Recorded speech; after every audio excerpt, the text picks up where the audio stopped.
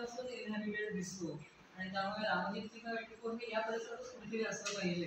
आणि राम नदीचं आपल्याला आजही नाव दिसतं आहे, त्याचा प्रवाह मोठा आहे. पावसाळ्यात तो त्याची पूर्वी त्याचं 27 मीटर पात्र होतं, जे बिल्डर लोकांनी भराव करून 7 मीटरपर्यंत आणून ठेवलं.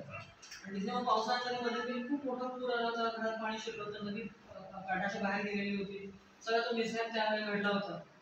कारण नदी मूळची मोठी आहे, आता लहान झालेली आहे असं. आता तो ओढा वाटतो, पण ती मूळची राम नावाची मोठी नदी आहे आणि त्यामुळे हे रामदीप्तिका असावं असं एक मी प्रपोजल मांडते. थोडक्यामध्ये जे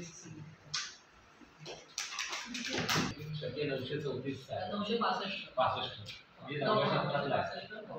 शके 887 केडी 962 आदित्य वर्धनचा 10व्या शतकातला आदित्य वर्धन 10व्या शतकात. म्हणजे ह्याचं जे तुम्ही म्हणता की 12 हे खूप इंटरेस्टिंग आहे की हा उल्लेख आणि मुख्य म्हणजे ठोसरांचं मी वाचलंय. ठोसरांचं म्हणणं जे ते का जुळत नाही म्हणजे या संदर्भात तर चतुष्शीमा जुळत नाही. इंद्रगती नाहीये ती, बरोबर आहे, तुमच्या ह्याच्यातच आहे. इंद्र आहे. हा इंद्रायणी म्हणजे गोरवडेश्वरची. बरोबर बरोबर. त्यामुळे ही चतुष्सीमा मुख्य म्हणजे ताम्रपट्ट्याला जुळतात त्याच्यामध्ये आणि ती त्यांच्यात जुळत नाही.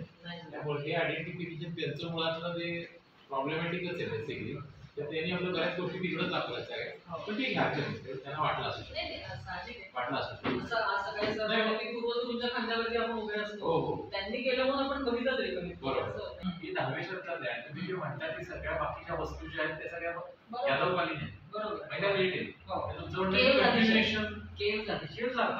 राष्ट्रपती यादवकालीन मी साधारणपणे विरगाव म्हणते, पण तिथे विरगाव कधी येतील जेव्हा ते काही वर्ष हॅबिटेशन ऑलरेडी आहे. बरोबर. काही 100 वर्ष पण असू शकतो. रिनोव्हेटेड असू शकतात त्या काळामध्ये, कंटिन्युएशन असू शकतं. आणि अनहिस्टॉरिक तर कोणी शोध घेतलेला नाही. आता कसं झालं की तो सगळा परिसर इतका भरला आहे नवीन नवीन बिल्डिंग, तुम्हाला ते संगम पण दिसत नाही. त्याचा एरियल व्ह्यू म्हणजे दिसतं झाडी झाडी दिसते आणि बिल्डिंग दिसतं, पण तिथे संगम आहे.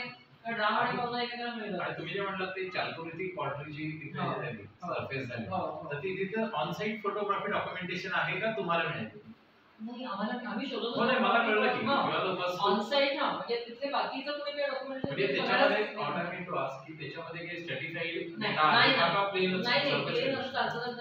ओके. आणि तिथे सारखा पाऊस पडतो. तो इंटरेस्टिंग आहे. एवढी चांगली चालकोरीती इम्पॉर्टंट मिळणं हा वेगळ्या पेपरचा विषय सर. हो, ऍक्च्युअली तो वरदानी सादर केला होता पाटण्याच्या एका सेमिनारमध्ये. एवढंच. थँक्यू.